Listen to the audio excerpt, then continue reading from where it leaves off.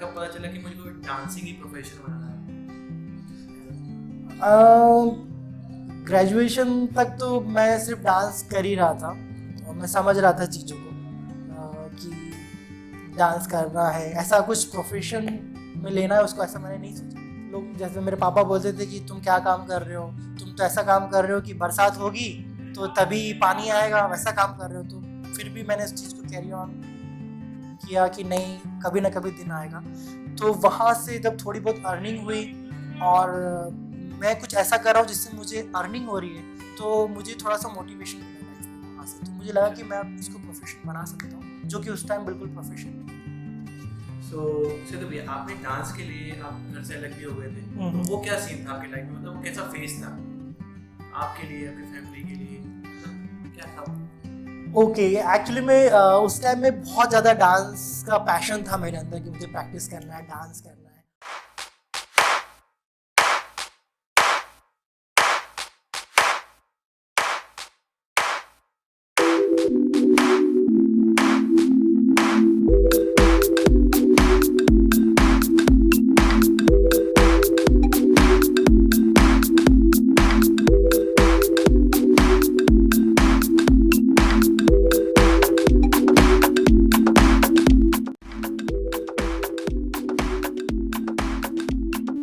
Hey, what's up, people? This is Yogesh, and you are watching Kalakar Kakarwa, supported by Dance Village and presented by Akar Pictures. Now we have our special guest, Deepak Singh, aka Setu Bhaiya. So please welcome.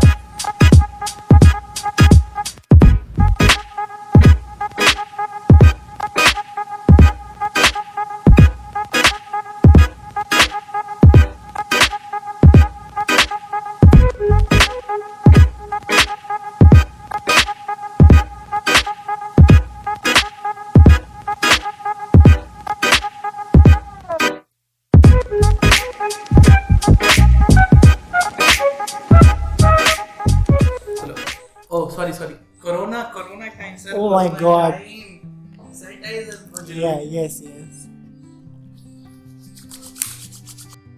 Setu भैया, हमारी audience को आपके बारे में कुछ बताइए।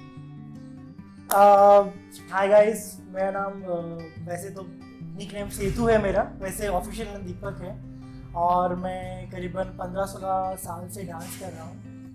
पहले मैं बॉलीवुड करता था क्योंकि उस समय इंडिया में हिप हॉप इतना ज़्यादा इंट्रोड्यूस नहीं हुआ था।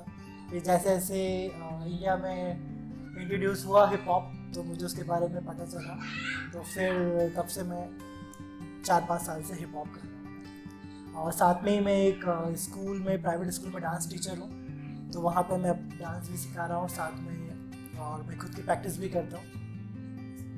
So, how you came into dancing? देखा जाए तो प्रोफेशनली मुझे 15 साल हो गया है डांस करते करते। इसके पहले जो मैं करता था नॉर्मल नेचुरल जो था बॉडी में, वो तो समझ लो जब मैं 5-6 साल की उम्र में था तब से मैंने मुझे याद है तब से डांस करना स्टार्ट किया, और प्रोफेशनली 15 साल हो गया। मतलब ये शुरुआत कैसे हुई, मतलब जैसे एक होता है ना कि यहाँ से शुरुआत हुई, इस क्लास से मैंने ये कुछ किया वैसे? स्टार्टिंग में एक सॉन्ग था पल्लो लटके, सुना होगा, राजस्थानी सॉन्ग। तो एक ड्राइवर भैया थे, तो वो मुझे उस समय की बात है 1 पैसा 2 पैसा देते थे, बोलते थे कि ये 2 पैसा लो और पल्लू लटके गाने को डांस करके दिखाओ। उस समय मैं बहुत छोटा था, तो उस समय मैं डांस करके दिखाता था पल्लू लटके। तो वहाँ से मेरा डांस का स्टार्ट हुआ, मतलब मेरी लाइफ में, तो मुझे वो चीज़ अभी भी याद है। और उसके बाद फिर ज़्यादा कुछ था तो नहीं डांस के लिए उस समय। स्टार्टिंग में टीवी भी नहीं थी, बहुत पहले की बात बता रहा हूँ, टीवी नहीं थी और DD1 ही चलता था, DD2 भी नहीं था। और शायद फिर उसके बाद चित्रहार आना स्टार्ट हुआ, तो सभी की स्टोरी है मेरे ख्याल से कि चित्रहार से सब लोगों ने स्टार्ट किया। तो उसमें संडे को आता था आई गेस, और उसमें लास्ट में एक नया सॉन्ग देते थे जो ट्रेंड में चलता था, बाकी सब पुराने गाने ही चलते थे। तो हम लोग लास्ट गाने का वेट करते थे कि लास्ट गाना आए और हम लोग उस पर डांस देखें और डांस सीखें। तो मैं वेट करता था कि संडे को लास्ट सॉन्ग का वेट करता था, और जैसे ही वो देखा गाना उस पर डांस करने लगता था और उसको विजुअलाइजेशन करता था पूरे वीक में, मंडे टू सैटरडे तक मैं उसी गाने को विजुअलाइज करके प्रैक्टिस करता रहता था वो स्टेप्स की। तो यहाँ से मैंने एक मेरे लाइफ में डांस इंटर हुआ कि ये एग्जिस्ट करता है ऐसा। तो आपको मतलब ऐसा कब पता चला कि मुझे कोई डांसिंग ही प्रोफेशन बनाना है? ग्रेजुएशन तक तो मैं सिर्फ डांस कर ही रहा था और मैं समझ रहा था चीज़ों को कि डांस करना है, ऐसा कुछ प्रोफेशन में लेना है उसको, ऐसा मैंने नहीं सोचा था। लेकिन आफ्टर माई ग्रेजुएशन जब मुझे पैसों की ज़रूरत पड़ी कि मुझे और सीखना है डांस, तो उसके लिए पैसों की ज़रूरत थी, तो मैंने छोटी मोटी क्लासेस लेना स्टार्ट करी। तभी भी इतनी ज़्यादा क्लासेस नहीं थी उस समय। भोपाल में सिर्फ गर्मियों की छुट्टी में ही लोग डांस सीखते थे, इतना ज़्यादा ट्रेंड में नहीं था, सिर्फ गर्मियों की छुट्टियों में ही लोग डांस सीखते थे। तो ये कितने टाइम के बाद, कितने साल की हो, कितना बात हुआ? करीबन हो गया 20-21 साल पुरानी बात है ये। काफ़ी टाइम कुछ भी नहीं था। तो बच्चे जब गर्मियों की छुट्टी लगती थी स्कूल में, तो माँ बाप बोलते थे कि गर्मियों की छुट्टी लगेगी तो तब तुम्हें डांस सिखाएंगे। तो तब उस सिचुएशन में हम लोगों को कुछ स्टूडेंट मिल जाते थे, वो भी लड़कियां नहीं मिलती थी, लड़के मिलते थे, क्योंकि लड़कियों को डांस करना मतलब घर से अलाउ नहीं रहता था। तो वहाँ से मैंने फिर गर्मियों में हम वेट करते थे कि गर्मियाँ आए तो हम लोग को बच्चे मिले तो हम लोग डांस सिखाए तो थोड़ा अर्निंग हो, और फिर साल भर बैठे रहते थे हम लोग। जैसे मेरे पापा बोलते थे कि तुम क्या काम कर रहे हो, तुम तो ऐसा काम कर रहे हो कि बरसात होगी तो तभी पानी आएगा, वैसा काम कर रहे हो। तो फिर भी मैंने इस चीज़ को कैरी ऑन किया कि नहीं, कभी ना कभी दिन आएगा। तो वहाँ से जब थोड़ी बहुत अर्निंग हुई और मैं कुछ ऐसा कर रहा हूँ जिससे मुझे अर्निंग हो रही है, तो मुझे थोड़ा सा मोटिवेशन मिला लाइफ में वहाँ से। तो मुझे लगा कि मैं इसको प्रोफेशन बना सकता हूँ, जो कि उस टाइम बिल्कुल प्रोफेशन नहीं था। और मतलब ऐसा सोचो तो मैं, आप ग्रेजुएशन सब कुछ मतलब और जॉब भी कर सकते थे, लेकिन आपने डांस को ही अपना करियर क्यों बनाया? सी डांस वो मेरी, पहले बोलना चाहिए कि मेरे पास कुछ नहीं था करने के लिए। मैं बहुत ही ज़्यादा मिडिल क्लास फैमिली से बिलोंग करता हूँ। हम लोग नेपाल से आए थे और इतना ज़्यादा कुछ था नहीं घर में, मतलब काफ़ी क्राइसिस थे फैमिली में पैसों को लेकर। तो उस समय की फ़ीस हुआ करती थी करीबन 15 रुपये महीना। 15 रुपये? हाँ, 15 से 20 रुपये महीना हुआ करती थी। तो आज में कन्वर्ट किया जाए तो कितना होगा? तो आज के हिसाब से काफ़ी, आजकल की फ़ीस तो 1000 है, 1200 है, 1500, 2000 है। अगर आप थोड़ी मेट्रो सिटी में जाएंगे तो वहाँ की फ़ीस तो काफ़ी 3000 है। तो उसके हिसाब से फ़ीस 20 रुपये हुआ करती थी। तो 20 रुपये भी नहीं थे मेरे पास देने के लिए, क्योंकि 20 रुपये काफ़ी हुआ करते थे उस समय के हिसाब से। तो 20 रुपये भी नहीं था मेरे पास। और मेरा जो एजुकेशन था वो भी मैं गवर्नमेंट स्कूल से किया है मैंने। तो उस समय इतनी ज़्यादा अपॉर्चुनिटीज़ नहीं थी, इतना ज़्यादा नॉलेज नहीं था लोगों को कि आगे क्या करें। और घर में प्रॉब्लम थी, तो मैं भी ढंग से पढ़ नहीं पाया और कोई राह भी नहीं मिल पाया कि मुझे चलो इंजीनियर बनना है तो मुझे डॉक्टर बनना है, ऐसा कुछ नहीं था। मेरा पढ़ाई भी इतना ज़्यादा सही नहीं था, सही डायरेक्शन भी नहीं मिला मुझे। नेपाल से डायरेक्ट मतलब सिर्फ डांस के लिए है वो? नहीं, मेरी फैमिली जो थी, पापा में शादी करने के बाद इंडिया आ गए नेपाल से, क्योंकि नेपाल में इतना कुछ करने के लिए है नहीं, है ना। तो वो इंडिया आ गए, तो यहीं पे हम लोगों का जन्म हुआ। मेरे 2 सिस्टर्स हैं और मैं। तो मैंने पढ़ाई की गवर्नमेंट स्कूल में और ढंग से फोकस नहीं कर पाया, क्योंकि इतना ज़्यादा कुछ था नहीं, अच्छा पैसा नहीं था मेरे फैमिली में। तो मैंने डांस करता रहा और फिर सोचा कि मुझे कुछ अच्छा करना है लाइफ में, कुछ इंजीनियर बनना, ये बनना। लेकिन पैसा भी नहीं था, तो मैं वो चीज़ कर नहीं पाया। तो मैंने देखा कि मेरे पास क्या चीज़ है कि जिसको मैं डेवलप करके, जो मेरे पास है, जो मैं बाहर से ना खरीद सकूं, क्योंकि पढ़ने के लिए इतना ज़्यादा पैसे भी नहीं थे कि कोई मैं इंजीनियर कर सकूं, डॉक्टर बन सकूं। तो मैंने खुद में झांक के देखा मेरे पास क्या है। तो मैंने देखा कि मेरे पास एक डांस ही है जिससे मैं अर्निंग भी कर सकता हूँ और घर भी चला सकता हूँ और कुछ अपना लेवल एक ऊपर कर सकता हूँ, खुद की जो सिचुएशन है आज की। तो यहाँ से मैंने फिर सोचा कि यही मेरे पास एक चीज़ है, तो मैं इसी को मजबूत करता हूँ।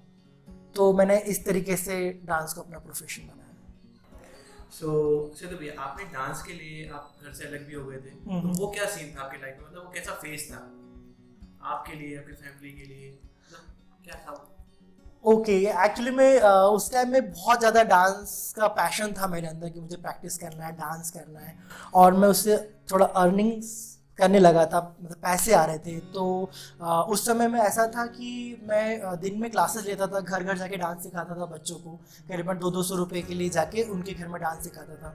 और फिर शाम को जो थोड़ा बहुत टाइम मिलता था तो मैं कंपटीशन की तैयारी करता था, डीआईडी था और काफ़ी सारे डांस आपके बूगी वूगी था। तो उसके लिए जो मेरे पास एक्स्ट्रा टाइम बचता था, जो मैं सुबह से लेकर शाम तक क्लासेस लेता था, उसके बाद जो मेरे पास शाम को 7 बजे से लेकर 12-1 बजे तक का टाइम बचता था जो मेरे पास रात में, तो मैं उसमें खुद की प्रैक्टिस करता था कंपटीशन के लिए।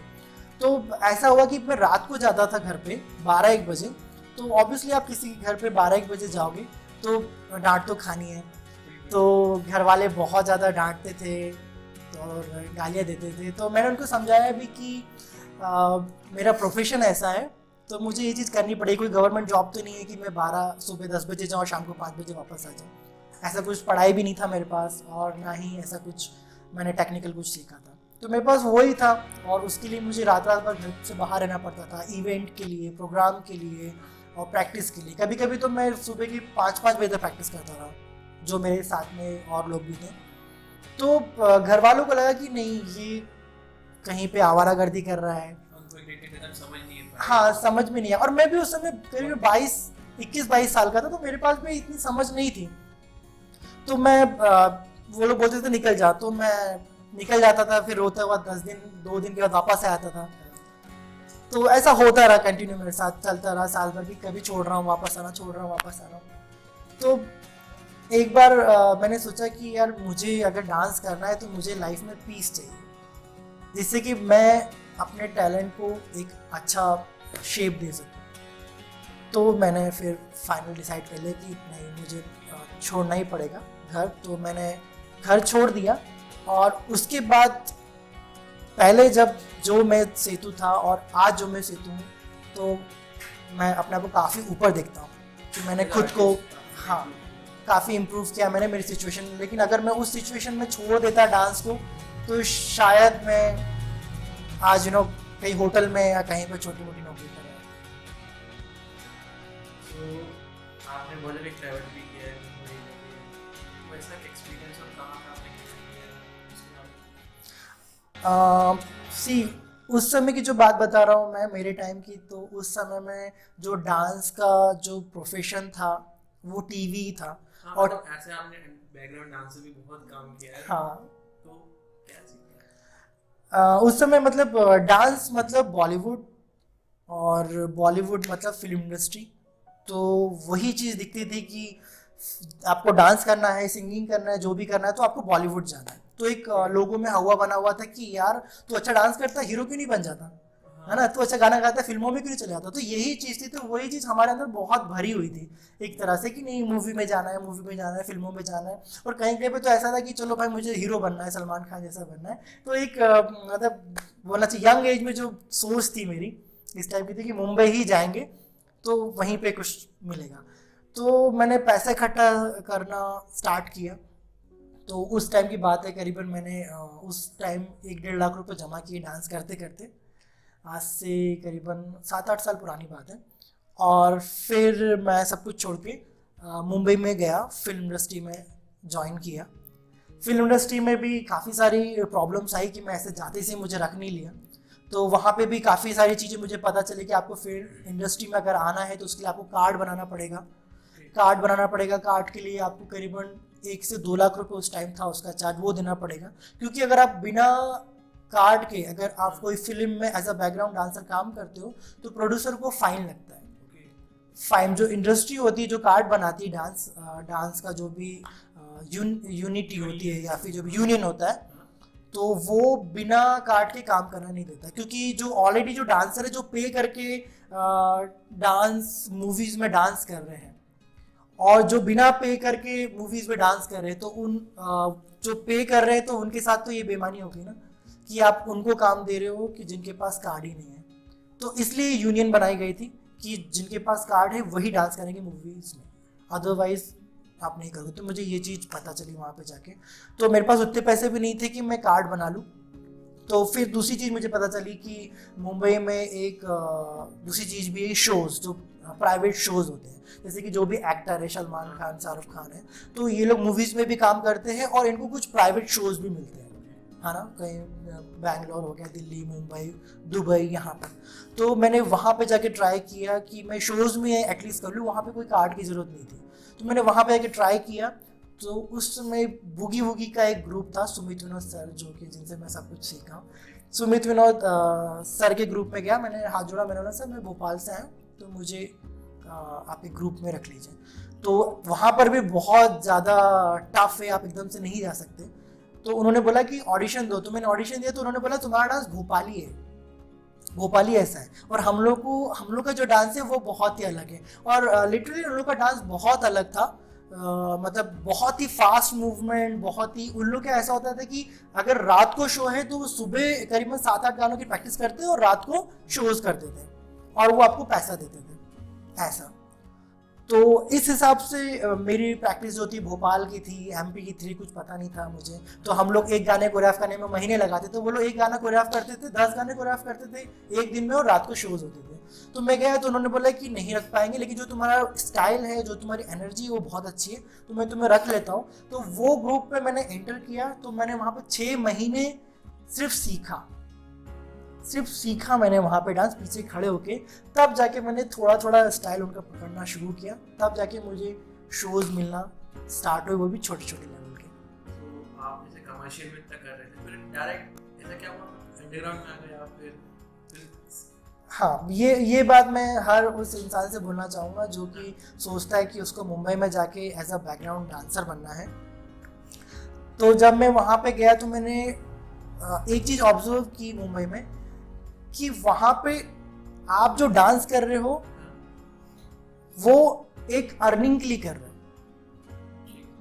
आपको डांस आता है तो आप उससे अर्न कर रहे हो, इट्स लाइक अ जॉब, आप एक जॉब कर रहे हो। वहाँ पर आप डांसर हो, आप गए एक कोरियोग्राफर के पास, उसके पास शो है, वो आपको शो देगा और वो जैसा बोलेगा, जो रिक्वायरमेंट है वही डांस कर रहे हो और आपको पेमेंट मिल रही है उसकी, है ना, पेमेंट मिल रही है। ये सिर्फ एक पेमेंट के लिए है। लेकिन जहाँ तक बात मेरी है कि मैंने जो बचपन से डांस स्टार्ट किया था, वो एक अंदर से मेरे अंदर कुछ, हाँ, मुझे गॉड ने दिया था वो जो डांस जो मैं करता था, जो मुझे अच्छा लगता था। तो मैं वो चीज़ चाह रहा था कि मेरे को आगे भी वही करना है, कि मेरे को जो गॉड ने दिया उसको इम्प्रूव करना है। तो मैं वहाँ पे शोज करने लगा, संभावना सेठ है और निरहुआ जो भोजपुरी हीरो, इन लोगों के साथ करने लगा। तो मैंने देखा कि जो मैं शोज कर रहा हूँ उसमें एक ही कोरियोग्राफी चल रही है। जैसे कि मेरे को संभावना सेठ के पीछे डांस करना है, एक शो मिला, तो अगले 2 दिन बाद मुझे फिर उसके साथ दूसरा शो भी करना है, लेकिन वही कोरियोग्राफी, फिर तीसरा शो भी करना है तो सेम कोरियोग्राफी। तो मुझे वहां से लग रहा है कि यार ठीक है, स्टार्टिंग में तो बहुत मजा आ रहा था कि यार हीरो हीरोइन है, पीछे डांस करने का मौका मिल रहा है, आप फ्लाइट, हाँ बिल्कुल बिल्कुल, फ्लाइट में जा रहे हो, आप होटल, एसी होटल में रुके हुए हो, एसी में ट्रैवल कर रहे हो आप, तो बहुत अच्छा लगने लगा। और मुंबई तो एकदम बहुत अच्छा, मतलब बोलना चाहिए कि कितनी अच्छी सिटी है, मतलब मज़ा आने लगा बहुत। लेकिन एज अ आर्टिस्ट मुझे लगने लगा कि नहीं यार, कहीं तो गलत हो रहा है, कि यार मैं डांस से हट रहा हूँ, मैं डांस कर रहा हूँ लेकिन एक पैसों के लिए कर रहा हूँ। तो मुझे शुरू से ही था कि यार मैं डांस की पढ़ाई करना चाहता था, क्योंकि मैं पढ़ाई ढंग से नहीं कर पाया, पीस भी है, हाँ, और मैं चाह रहा था कि मैं डांस की पढ़ाई करूँ, क्योंकि मैं चाहता था कि शुरू से कि मैं कोई ऐसी पढ़ाई करूँ जिसमें मैं तगड़ा हो जाऊँ। तो मैं पढ़ाई तो ढंग से कर नहीं पाया, मैंने बीए किया, तो मैंने सोचा एटलीस्ट मैं डांस की पढ़ाई करूं और आगे उसको इतना तगड़ा कर लूं, इतना नॉलेज ले लूं कि कुछ मैं सिखा सकूं बाद में। तो वो मुझे मुंबई में नहीं मिल रहा था। फिर जब मैं वापस आया भोपाल कुछ टाइम के लिए, तो मैंने देखा कि हिप हॉप नाम की एक चीज़ है। तो वहाँ से मुझे समझ में आया कि हिप हॉप है जिसके अंदर डांस के बेसिक्स हैं, डांस की नॉलेज है, डांस के रिदम्स हैं और डांस की हिस्ट्री है, जो कि बॉलीवुड में नहीं था। बॉलीवुड में ऐसे कि आप डांस हो, आपको शो करना, डांस किया आपने, पैसे लिए जेब में, वापस आ गए, ये चीज़ था। तो यहाँ से मैं हिप हॉप के बारे में जाना और यहाँ से मैंने एंट्री करी उसमें। आपने काफ़ी टाइम हो गया अंडरग्राउंड कमर्शियल में, तो एक मतलब आप एक सीनियर डांसर हो, भोपाल के हिसाब से बहुत ही सीनियर हो, सो आपको रिस्पेक्ट मिली है कमर्शियल और अंडरग्राउंड में? मतलब जैसा आपने किया है, जैसे आप अंडरग्राउंड में जाते हो कमर्शियल में, तो ऐसे रिस्पेक्ट मिलती है? रिस्पेक्ट के बारे में तो मैंने कभी सोचा ही नहीं कि मुझे रिस्पेक्ट के बारे में, डांस किया ही नहीं मैंने कभी कि मैं डांस करूँगा तो मुझे रिस्पेक्ट मिलेगी।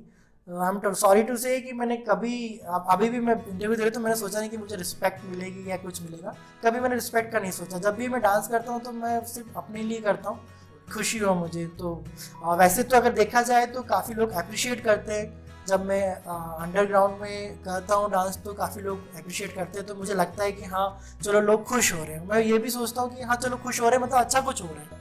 और बॉलीवुड में भी जब था मैं, तो मैंने जब 6 महीने प्रैक्टिस करी उसके बाद जब मुझे शो मिले तो मुझे लगा कि नहीं यार अब मैं एक थोड़ा सा अच्छा करने लगा हूँ कि लोग मुझे ले रहे हैं हाथों हाथ। आपका अंडरग्राउंड एक्सपीरियंस कैसा? अंडरग्राउंड का जो एक्सपीरियंस है मेरा काफ़ी लाइफ चेंजिंग एक्सपीरियंस था, क्योंकि जब मैं भोपाल से मुंबई गया था बॉलीवुड में, तब तो मैं पूरी तरीके से खो गया था कि सेम वही रूटीन करना है, वही संभावना से बार बार चीज़ करनी है, तो सेम कोरियोग्राफी हो रही है। तो मैंने सोचा कि यही एंड है क्या, यही डांस है क्या कि बार बार एक ही कोरियोग्राफी कर रहे हैं। तो जब भोपाल आया तो पता चला कि हिप हॉप भोपाल में आ चुका है, तो मैंने सीखा उसको। तो बाद में पता चला कि काफ़ी सारे बेसिक्स हैं उसके अंदर, काफ़ी सारी एडवांस चीज़ें हैं, म्यूज़िकलिटी है, हिस्ट्री है, किसने बनाया, कैसे बनाया और क्यों बनाया। तो वो स्टोरी सुन सुन के एकदम लाइफ में मतलब एकदम फिर से बॉडी में वही जोश आने लगा कि सीखने का, कि यार चलो यहाँ पे कुछ है सीखने के लिए और यहाँ पे मैं अपना लाइफ पूरा दे सकता हूँ। मतलब जो मैंने शुरुआत करी थी वो सही दिशा में जा रही है। तो बहुत अच्छा एक्सपीरियंस रहा। तो फिर बाद में मुझे पता चला कि हिप हॉप के अंदर काफ़ी सारी चीज़ें हैं, जैसे मैंने उसकी हिस्ट्री समझी सुनी, पॉपिंग है, लॉकिंग है, आपका hip hop free style dancing है, ब्रेकिंग है। तो काफ़ी सारी चीज़ें थी सीखने के लिए। और फिर बाद में मुझे पता चला कि आपको उनमें से कोई एक पर्टिकुलर चीज़ को चुनना है जो आपके पसंद का है। तो मैं काफ़ी समय तक 6-7 महीने तो सोचता रहा कि मेरा क्या स्टाइल है। तब मैंने ट्रैवलिंग करना स्टार्ट किया जहाँ पर भी जैम्स होते थे। उस समय भी इतने जैम्स नहीं होते थे, जैसे बैंगलोर, कोलकाता, दिल्ली, मेट्रो सिटीज में ज़्यादा, हाँ ज़्यादा होते थे। भोपाल में 1-2 ही हुए थे। तो फिर मैंने ट्रैवलिंग करना स्टार्ट किया। तो मैंने देखा कि यार यहाँ पे तो काफ़ी बहुत अच्छी चीज़ है, काफ़ी हैपनिंग चीज़ हो रही है। मतलब एक्चुअल में लोग आ रहे हैं और स्टेज नहीं सॉरी स्ट्रीट है या जो भी जैम होते हैं वहाँ पे आके परफॉर्म कर रहे हैं, और कोई कोरियोग्राफी नहीं, जो आपके दिल में आ रहा है वैसे कर रहे हैं आपके स्टाइल के अकॉर्डिंग। और जज बैठा हुआ है, पब्लिक बैठी हुई है, सबके सामने डिसीजन हो रहा है, बिल्कुल फेयर डिसीजन। आपको भी दिख रहा है कि ये बंदा सही कर रहा है, सही कर रही है और सही डिसीजन हो रहा है। और उसी दिन आपको प्राइज भी मिल रहा है, आपको समझ में भी आ रहा है कि आप अच्छा कर रहे हो, ग्रो कर रहे हो, और सीखने को भी मिल रहा है कुछ नई चीज़। ऐसा नहीं कि आप पहले से सोच के आए हो, ऐसा कुछ भी नहीं। तो बहुत काफ़ी अच्छी जर्नी रही मेरे को। तो इसलिए आपका नाम पड़ा पॉपिंग से। यस, पॉपिंग बुगलू सेतु एक्चुअली बुगलू सेतु। तो बहुत सारे डांस स्टाइल थे, तो मैंने सोचा कि मेरे लिए कौन सा है। तो आप ऐसे नहीं चुन सकते कोई भी स्टाइल, है ना, कि सामने वाला कर रहा है। तो मैंने खुद को फ्री छोड़ दिया और फिर मैंने देखी चीज़ें। तो वैसे मैं काफ़ी स्पिरिचुअल थॉट्स भी है मेरी, तो मैंने एक स्पिरिचुअलिटी की तरीके से सोचा कि मुझे क्या अच्छा लग रहा है। तो थोड़ा सा मेरे को पॉपिंग सही लगा, क्योंकि ब्रेकिंग से मैं काफ़ी डर गया था। मुझे बहुत प्यार तो है, लेकिन मैं सोचता था कि यार मुझे कहीं लग नहीं जाए, क्योंकि मैं अकेला रहता हूँ और मुझे खुद का ध्यान रखना है। अगर मेरा सर फट जाए, हाथ टूट जाए, तो मैं तो फिनिश हो गया मेरा करियर, है ना। तो इसलिए मैं सोचा पॉपिंग ठीक है। तो थोड़ा आलस भी खा गया था इसमें मैं। तो मैंने पॉपिंग जब स्टार्ट किया तो मुझे बहुत अच्छा लगा। जब मैं जो उसकी बीट्स है उसको सुनना स्टार्ट किया तो मुझे बहुत जो बीट्स आती है उसमें तो एकदम दिल में पड़ती थी। तो वहाँ से मैंने सोचा कि नहीं यार ये पॉपिंग के लिए ही बनाऊँ मैं हिप हॉप में। तो वहाँ से मैंने स्टार्ट किया और फिर मैंने सोचा अब नाम क्या रखना है। नाम भी रखना पड़ता है उसके अंदर, ये मेरे को बाद में पता चला।